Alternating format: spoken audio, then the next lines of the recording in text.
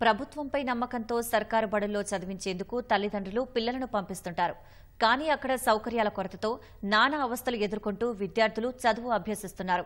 జగిత్యాల జిల్లాలోని ఓ ప్రభుత్వ పాఠశాలలో 2 గదులలో 162 మంది విద్యార్థులు చదువుకోవాల్సిన పరిస్థితి ఏర్పడింది. దీనికి తోడు విద్యార్థుల సంఖ్యకు సరిపడా ఉపాధ్యాయులు లేక నాణ్యమైన విద్య అందడం లేదు. విద్యార్థులకు సరైన పాఠాలు నోచుకొని ఆ ప్రభుత్వ పాఠశాలపై ఈటీవీ ప్రత్యేక కథనం. జగిత్యాల జిల్లా మెట్పల్లి ఇందిరానగర్ కు చెందిన మండల పరిషత్ ప్రాథమిక పాఠశాల ఇది.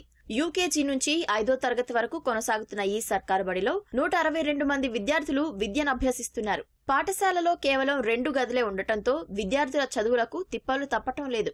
ఉన్న 2 గదుల్లో ఒక గదిలో సగం తరగతి, మిగతా సగం ఉపాధ్యాయుల గదిగా మధ్యలో బీరువాను అడ్డుగా పెట్టుకుని కొనసాగిస్తున్నారు. 2 తరగతులను వరండాలో నడిపిస్తుండగా మరో తరగతికి చెట్ల కింద కూర్చొని విద్యను అందిస్తున్నారు.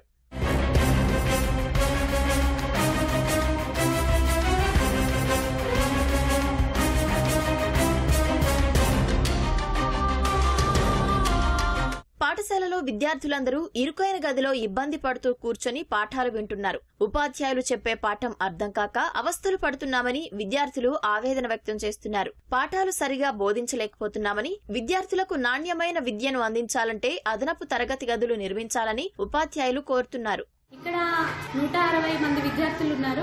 కానీ తరగతి గదుల కొరత చాలా ఉంది. కేవలం 2 తరగతి గదులు మాత్రమే ఉన్నాయి. అందులో సగం ప్రధానోపాధ్యాయుల గది మరియు అందులోనే తరగతి గది కూడా నడిపించడం జరుగుతుంది. ఈ విధంగా ఉండడం వల్ల పిల్లలకి మేము నాణ్యమైన విద్యని అందించలేకపోతున్నాము. మాకు కేవలం 1వ తరగతి 5వ తరగతి మాత్రమే తరగతి గదులు ఉన్నాయి. 2వ తరగతి 3వ తరగతి వరండాలో నడుస్తుంది. 4వ తరగతి చెట్టు కింద మేమే బోర్డు తరగతి గది నిర్మాణం చిన్నగా బోర్డు లాగా పెట్టుకొని 4వ తరగతి నడిపిస్తున్నాము. ఈ విధంగా బోధన చేయడం వల్ల వర్షం పడ్డప్పుడు చాలా ఇబ్బందులు ఎదుర్కొంటున్నాం. మేము ఈ వాతావరణంలో పిల్లలకి నాణ్యమైన విద్యను అందించలేకపోతున్నాము. పాఠశాలలో సరైన వసతులతో పాటు ఉపాధ్యాయుల కొరత కూడా వేధిస్తోంది. 162 మంది విద్యార్థులకు కేవలం 3 మాత్రమే పాఠాలు బోధిస్తున్నారు. దీంతో విద్యార్థులు చదువుపై సరిగా దృష్టి సారించలేకపోతున్నారు. అదనపు తరగతుల నిర్మాణంతో పాటు డిప్యుటేషన్పై బోధనా సిబ్బందిని నియమించాలని కోరుతున్నారు.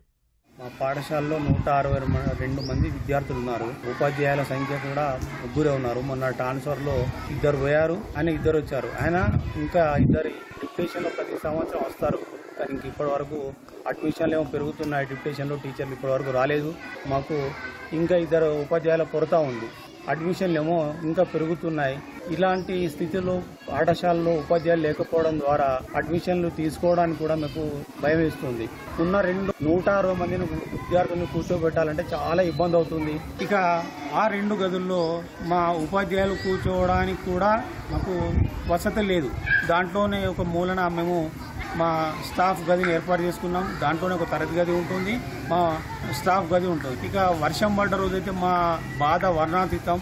మాకు ఉపాధ్యాయులకు ఇక అందరూ 160 మంది విద్యార్థుల్ని వరండాలో కూర్చోబెట్టి తలుపులు వేసుకుని 2 రూములలో వాళ్ళకు బోధన చేయడం, ఇక్కడ బోధన చేయడం అంటే కత్తి మీద సామె అవుతుంది. కనుక బాగా కష్టాలు ఎదుర్కొంటున్నాం. ప్రభుత్వం దృష్టి సారించి మరో 3 గదులు నిర్మించి ఉపాధ్యాయులను కేటాయించి నాణ్యమైన విద్యను అందించాలని విద్యార్థులు వారి తల్లిదండ్రులు కోరుకుంటున్నారు.